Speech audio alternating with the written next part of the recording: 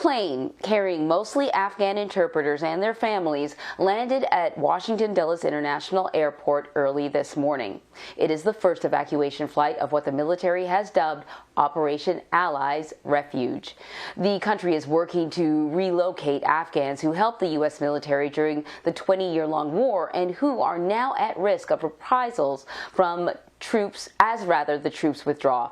The plane carried 221 Afghans, including 57 children and 15 babies.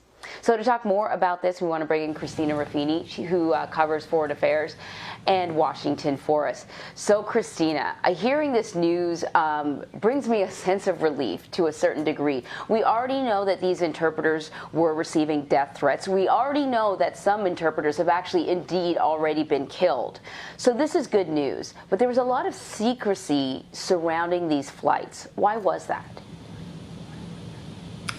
Well, I think the first most obvious reason, especially when they're departing Afghanistan, is security, right? A lot of these interpreters have a price on their heads, and they're worried about threats from the Taliban, which is why we're trying to get them out of the country in the first place. So they wanted to make sure they could leave safely and securely. As far as the secrecy around the arrival, you know, some of them are still concerned about their identity. You know, they were able to bring their immediate family, but they have other family members, friends who might be targeted back home if the Taliban realizes they were on this plane or they're in the care of the Americans or they help the Americans.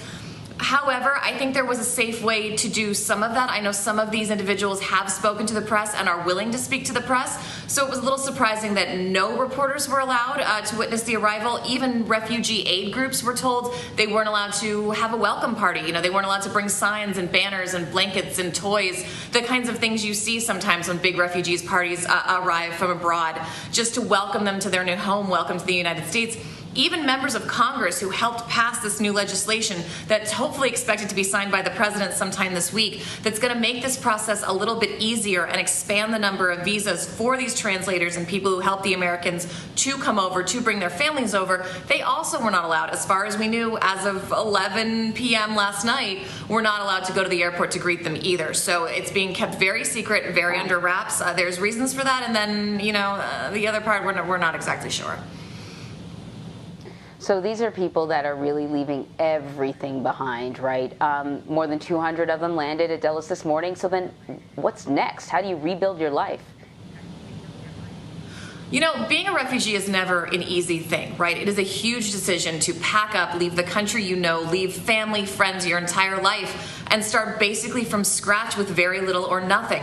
So once they arrived at the airport, we believe they arrived just after midnight. They might still be being processed. It was about a 4 or 5 hour processing time they had to go through. They had to get their paperwork. Now keep in mind, this group of about 200, they have not completed the 13-step process that gets them their full visa to stay in the United States. But they were far enough along. They'd reached the step where the U.S. was pretty sure they were going to get approved. They just had to rubber stamp it, and that's why they wanted to get them out of the country. So while that paperwork is completed, while they wait to go through that process, they're going to be housed at Fort Lee, Virginia. So after their process, they're going to be put on buses and driven to the fort. There's barracks. There's about a couple hundred servicemen. Secretary Austin said this morning that are going to help care for them and help facilitate, you know, meals, housing, clothing, anything they need. And then from there, probably refugee aid groups, community groups, and it'll depend on where they settle. And hopefully they'll have some nice American neighbors who can help them adjust to their new country. So what's the end game here? Is it to resettle all Afghan interpreters and their immediate family, or will some people be left behind? So this is the real problem. There's a press conference just a little while ago in Afghanistan, and this question was asked multiple times of the top diplomat in the U.S.